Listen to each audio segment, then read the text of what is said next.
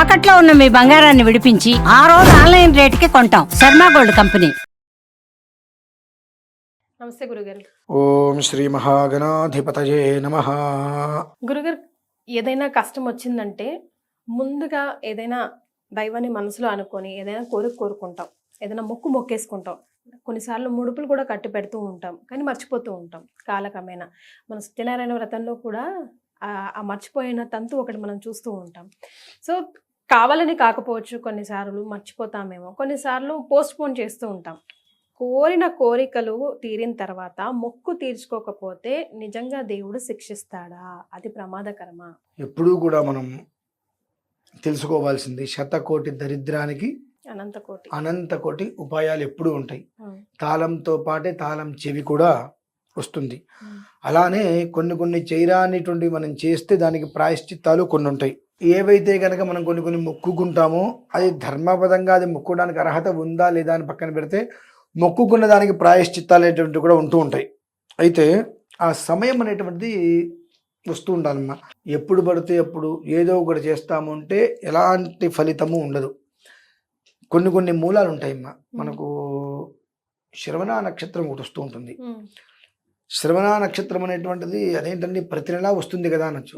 ప్రతి నెల శ్రవణ నక్షత్రం రావడానికి కొన్ని ఉపయుక్తాలు కలిసి రావడానికి చాలా తేడా ఉంటుంది. ఆ కలిసి వచ్చినప్పుడు చేసేటువంటి ప్రక్రియ 7 జన్మలు కాపాడుతుందమ్మా. అది మామూలుగా ప్రతి మనిషికి ఆటంకాలు, అప్పులు, ప్రతి దాంట్లో అవకతవకలు, అవమానాలు, ఇలా చెప్పుకుంటూ పోతే చాలా రకాల ఇబ్బందులు వస్తూ ఉంటాయి. అపనిందలు అని చెప్పి అవస్థలు, అనారోగ్యాలు, ఇవి ఏవైతే ఉంటాయో చెప్పుకుంటూ పోతే చాలా ఉంటాయి. కానీ ఒక 7 మనిషిని ప్రధానంగా ఇబ్బంది పెట్టేటువంటివి ఇప్పుడు మనం చెప్పుకున్నాం కదమ్మా. ఈ అపనిందులు, అవస్థలు ఇటువంటివి ఇవి 7 ప్రధానంగా ఉంటాయి. ఈ 7 అనేటువంటిది ఏదొచ్చినా మనిషి అనేటువంటిది అతలాకుతలం అయిపోతాడు. అపనిందలు మనిషి ప్రాణాంతక సమస్య, ఆటంకాలు ఏం చేసినా ముందుకు వెళ్ళకపోవడం ఇబ్బందే, అవమానాలు అది ప్రాణానికి సమస్యే, అనారోగ్యం, ఆపసోపాలు పడటం, అన్యాయం జరగటం, ఇటువంటివి ఏదొచ్చినప్పటికీ కూడా మనిషి స్థిరంగా స్టెబిలిటీగా ఉండలేడు, ఇబ్బందులు పడుతూ ఉంటారు. దేనివలన వస్తూ ఉంటాయి ఇవన్నీ అంటే దైవకృత్య విధానం. అంటే భగవంతుడికి ఏదైనా మనం చెప్పి ఇది చేస్తానో మొక్కుకోవటం అని చెప్పి అది మనం చెయ్యకపోవటం వేరు, మర్చిపోవటం వేరు. అసలు ఏం చేశామనే విషయం తెలుసుకోకపోవటం వేరు. ఆ తెలుసుకోలేకపోవటం మూలాన ఇవి 7 రకాల సమస్యలు మనిషిని వెంటాడుతూ ఉంటాయి. ఎప్పుడు మనం వాటికి ఎప్పుడు ఏదో ఒక ఆరాధనలు, పూజలు చేస్తూ ఉంటాం.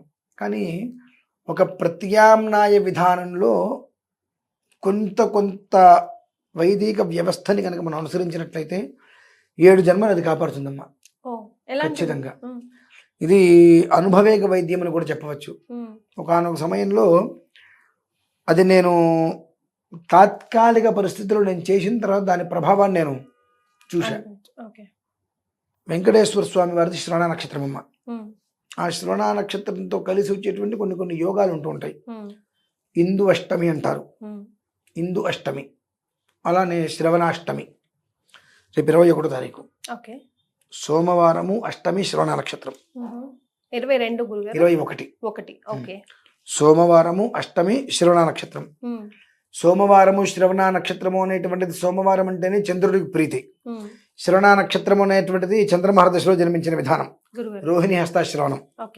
అలాగే శ్రవణ నక్షత్రం శ్రీవారిది జన్మ నక్షత్రం.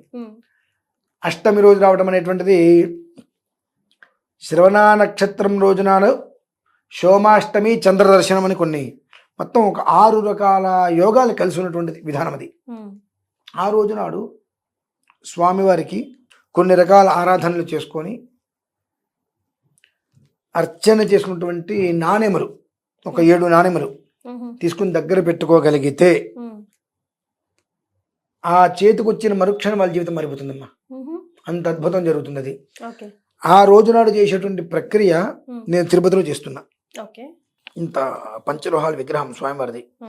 ఆ పంచలోహాల విగ్రహాన్ని తీసుకొని దానికి తులసి దళాలతో అర్చన, తర్వాత సువర్ణ పుష్పాలతో అర్చన, బంగారు పూలతో అర్చన చేసిన తర్వాత 7 నాణ్యాలు. ఆ నాణ్యాలు ఏంటి, దేనికి సంబంధించింది ఇప్పుడు నేను చెప్పను. అది నేను చెబితే ప్రతి వాళ్ళు నాకు కావాలి నాకు కావాలి నాకు కావాలి అంటారు, దానివల్ల ఫలితం ఉండదు.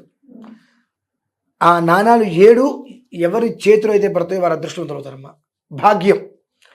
ఆ నాణ్యాలు స్వామివారి మీద అర్చన చేసి ఆ స్వామివారిని పట్టుకొని శ్రీవారి మెట్టు నుంచి కొండ మెట్లు ఎక్కడం, వేషణ, అందులో స్వామివారి విగ్రహం, ఆ స్వామివారి విగ్రహం మీద తులసి దళాలు, బంగారు పుష్పాలు, నాణ్యాలు వేసి నాతోటి పాటు ఎవరైనా వచ్చినా వాళ్ళు నెత్తి మీద పెట్టించి స్వామివారిది పైకి ఎక్కడం.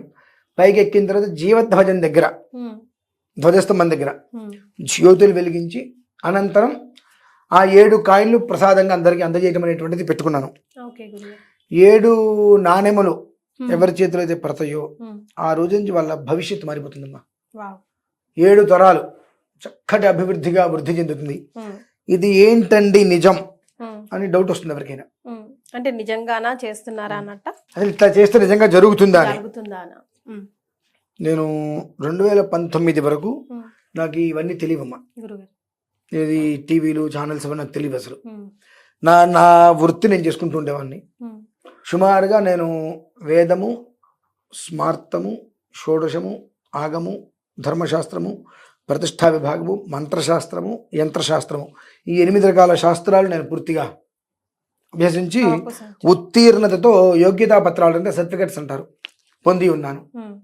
నా వృత్తి నేను ఏదో చేసుకుంటూ ఉండేవాడిని. అంత్యే ఇష్టేని ఒక క్రతువు సుమారుగా నేను ఒక 800 పైన చేయించుంటానమ్మా. ఎప్పటి నుంచి 2006 నుంచి 2012 వరకు, 2012 నుంచి 2018 వరకు మరొక విధానంలో వ్యవస్థను ఏర్పాటు చేసుకుని వచ్చాను. అయితే నేను 2016 ఈ యొక్క విధానాన్ని ఒకసారి ఆచరించా. సోమవారం కలిసి రాలేదు కానివ్వండి, శ్రవణ నక్షత్ర అష్టమి వచ్చింది. సరే అని చెప్పి నేను ఈ విధానాన్ని ఆచరించి స్వామివారికి నమస్కారం చేసుకుని ఒక 7 కాయిన్లు నా దగ్గర పెట్టుకున్నా. 42 రోజుల్లో దశ తిరిగిపోయిందమ్మా. 42 రోజుల్లో దశ తిరిగిపోయింది. నేను ఒక పాఠశాల పెట్టడము, ఒక 16 మంది విద్యార్థులు ఇంట్లో ఎవరి దగ్గర నేను చేయి చాచి నేను పాఠశాల పెట్టాను, నాకు డొనేషన్ ఇవ్వండి అని అడగకుండా వాళ్ళందరికీ నా భార్య వంట చేసి పెట్టేది. ఇంట్లో వంట మనిషిని నేను పెట్టలేదు. అంత ప్రశాంతంగా ఉండేటువంటిది స్థితి.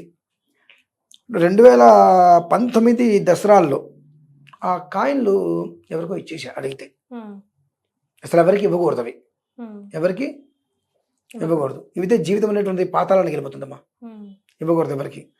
అటువంటిది ఏదో సమస్య చాలా, ఇక ప్రాణాలు పోయే, కుటుంబం మొత్తం ప్రాణం పోయే పరిస్థితుల్లో ఉండి వస్తే సరే నేను మళ్ళీ చేసుకోవచ్చు ఎంతసేపులే అనే ఉద్దేశంతో 7 కాయిన్లు నేను వారికి ఇచ్చేసాను.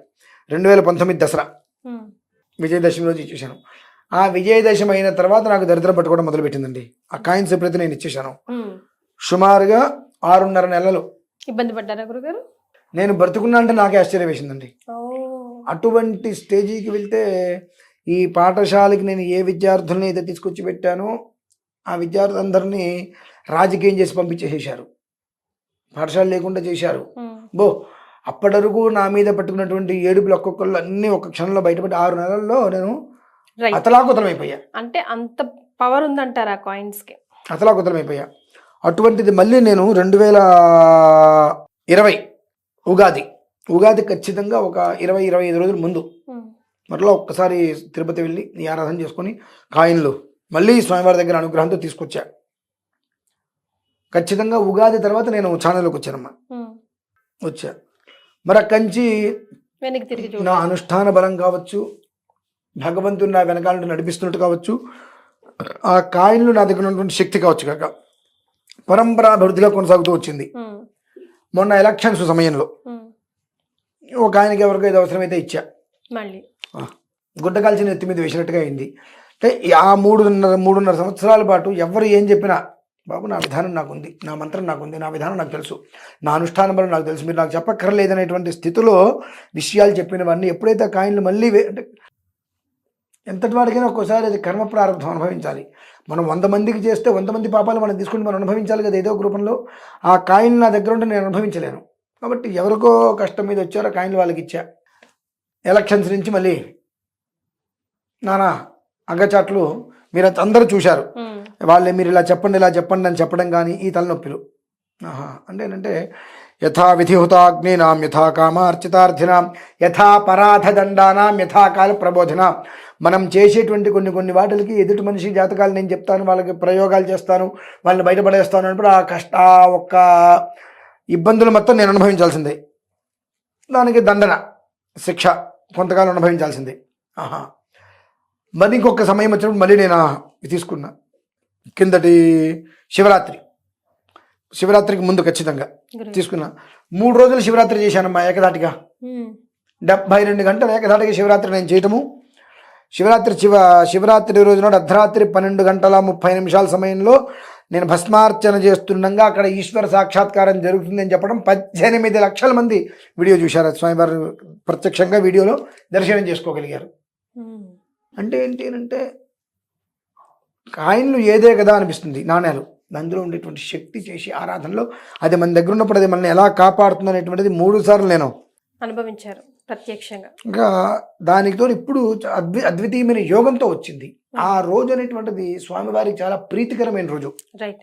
సో ఎవరైనా ఏమైనా మొక్కులు మొక్కుకొని ఆ మొక్కులు తీర్చుకోలేకపోయినా ఈ రోజుని సద్వినియోగం చేసుకుంటే తిరుపతి వారందరూ వచ్చిన మీతో కూడా వచ్చినా సరే, నాతో వచ్చిన వాళ్ళందరూ విడిగా వచ్చిన ఉదయం 21వ తారీఖు 11 ఆ ప్రాంతాల్లో శ్రీవారి మెట్టి దగ్గర ప్రారంభం చేస్తాం. ఆ సమయంలో ఎవరైతే వస్తారో అక్కడికి వారి చేత ఈ యొక్క తులసి దళాలతో పాటుగా సువర్ణ పుష్పం ఏదైతే ఉంటుందో ఆ సువర్ణ పుష్పాలు వారి చేత నేను అర్చన చేస్తానమ్మా. వారి చేత స్వామివారికి అర్చన చేయించి అనంతరం ఆ నాణ్యాలు కూడా ఎంతమంది అయితే పాల్గొనే ప్రయత్నం చేస్తారో ఒక్కొక్కరికి 7 నాణ్యములు, ఆ నాణ్యాలు కూడా అక్కడ అర్చన చేయించి ఆ ఒక్క స్వామివారి ఒక బేషన్లో మనం పెడతాం కదా స్వామివారిని, ఆ ప్లేటు కూడా వారి నెత్తి మీద పెట్టి పైకి, ఒకవేళ నెత్తి మీద వాళ్ళకి ఒకవేళ అటు ఇటు పడుతున్నప్పుడు చేతిలో పట్టుకునైనా సరే వాళ్ళందరూ పట్టుకొని కొండ మీదకి ఎక్కేటట్టుగా చేయించి వాళ్ళందరి పేరు మీద జీవధ్వజం దగ్గర దీపస్థాపన చేసిన అనంతరం ఆ నాణ్యములు ఎవరికి వారికి అందించడం జరుగుతుందమ్మా. ఆ నాణ్యములు వారి చేతికి వచ్చిన క్షణం నుంచి వారి రోమాలు లెక్కపరుచుకుంటే వెంటనే ఒక అద్భుతం జరుగుతుంది. 42 రోజుల నుంచి వాళ్ళ జీవితంలో వెనక్కి తిరిగి చూసుకోవాల్సిన అవసరం లేకుండా అపూర్వమైనటువంటి అనుభూతిని పొందుతారమ్మా. అంటే ప్రపంచ ఆధ్యాత్మిక రాజధాని తిరుమల. ఆ స్వామివారి గురించి ఎంతో మంది ఎన్నో లీలలు చెబుతూ ఉంటారు. కానీ ఈ ఒక్క విషయంలో అనేక మంది వారు స్వతహాగా జన్మతహాగా ఉండేటువంటి దోషాలని పోగొట్టుకోవటమే కాకుండా స్వతహాగా వారు ఆ అనుభవం తెలుసుకుంటారు, ఆ అనుభూతిని పొందగలుగుతారు మా పరిపూర్ణంగా. ఈ స్వామివారి ఆశీస్సులు అనుగ్రహం ఈ స్థాయిలో ఉందా అన్నట్టుగా వాళ్ళు తీసుకోగలుగుతారు. సో గురుగారు చేపట్టే ఈ కార్యక్రమంలో మీరు ఎవరైనా ప్రత్యక్షంగా అయినా పరోక్షంగా అయినా పాల్గొనాలంటే కింద స్క్రోల్ అవుతున్న నంబర్కి కాల్ చేయండి, మరిన్ని డీటెయిల్స్ తెలుసుకునే అవకాశం ఉంటుంది. గురుగారు మర్చిపోయాము, తెలియలేదు, లేకపోతే ఆ హీట్ ఆఫ్ ది మూమెంట్లో అప్పుడున్న బాధలో మనం ఏదో ఒకటి కోరెక్కుంటాం లేదా ముడుపు కడతాం. ముడుపు కట్టి మర్చిపోయామంటే మాత్రం అది నిజంగా మనం యాక్సెప్ట్ చేయకూడదు. అది పనిష్మెంట్ తీసుకోవడానికి రెడీగా ఉండాలి. ఒకవేళ బై మిస్టేకో లేకపోతే కట్టిన వాళ్ళు పరమపదించడము లేకపోతే పెద్దవాళ్ళు చెప్పకపోవడము మర్చిపోవడం ఇలాంటివి కూడా ఉంటాయి కదా గురుగారు. సో అలాంటప్పుడు ఏం చేయాలంటారు? మొట్టమొదటిది ఏంటంటే అమ్మ, పెద్దవాళ్ళు అనుమతి లేకుండా మనం కట్టేటువంటి ముడుపులు చెల్లుబాటు కావు. ఇంటి పెద్దవాళ్ళే కట్టాలంటారు. ఇంటి పెద్దవాళ్ళు కట్టాలి, లేదంటే వాళ్ళ అనుమతితో మనం కట్టాలి. అలా లేకుండా మన సొంత నిర్ణయాలు తీసుకొని కట్టేటువంటి మొక్కులు చల్లవు. అసలు దాని గురించి అసలు అది మొక్కే కాదు, అది మనం పక్కన పెట్టేసేయచ్చు. కానీ మనం పక్కన పెట్టలేము వాటిని. పాప భీతి అనేటువంటిది మనం మొక్కుకున్న వెంటాడుతూ ఉంటాయి. ఈ వీటిలో ఒక భయాలు ఇబ్బందులు ఎలా ఉంటాయంటే ప్రతి దాంట్లో ఆటంకాలు, ప్రతి దాంట్లో అపనిందలు, ప్రతి చోట అనారోగ్య లక్షణాలు, అలాగే మనకు ప్రతి దాంట్లో అన్యాయం జరుగుతూ ఉండటం, ముందు దాకా వెళ్ళి పని మళ్ళీ వెనక్కి వచ్చేస్తుంటుంది. ఇలా ఒక 7 రకాల విధానాలు మనిషిని చికాకు చేస్తూ ఉంటాయి. అటువంటిది ఏదైనా ఉన్నది అని అంటే మీ పూర్వీకులో మీరు ఏదో ఒక పీక్ స్టేజీలో స్వామివారికి మొక్కనే కాదు ఏదో ఒక రకమైన నమస్కారం చేసుకొని స్వామివారికి తీర్చవలసినటువంటి రుణం ఏదో తీర్చలేదు.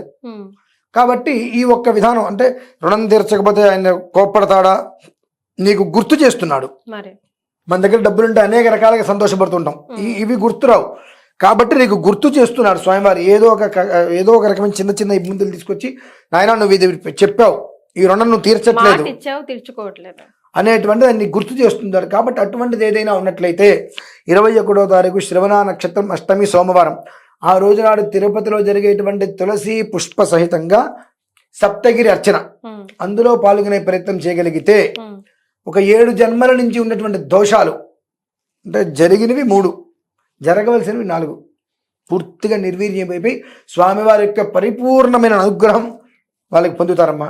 వారి స్వహస్తాలతో సువర్ణ పుష్పాలు స్వామివారికి అర్చన చేసుకొని, అలానే 7 నాణెములు, దాని రహస్యం చెప్పను ఇప్పుడు, నాణెముల మీద ఏముంటుంది అని. ఆ 7 నాణాలు ఏవైతే ఉంటే ఆ 7 నాణాలతో కూడా స్వామివారికి అర్చన చేసుకొని, అనంతరము ఆ స్వామివారిని పట్టుకొని తిరుమల వరకు కూడా శ్రీవారి మెట్టు నుంచి నడుచుకుంటూ కొండెక్కి జీవధ్వజం దగ్గర దీపారాధన చేసిన తర్వాత వారందరికీ కూడా కాయిన్స్ ఇవ్వడం జరుగుతుంది. ఆ నాణాలు ఎవరైతే చేతితో పట్టుకుంటారో ఆ చేతిలో పట్టుకున్నది కంచి ఖచ్చితంగా 42 రోజులు అపూర్వమైనటువంటి తేజోవృద్ధి చూస్తారమ్మా. చాలా సంతోషం గురుగారు, ధన్యవాదాలు. పరమేశ్వర.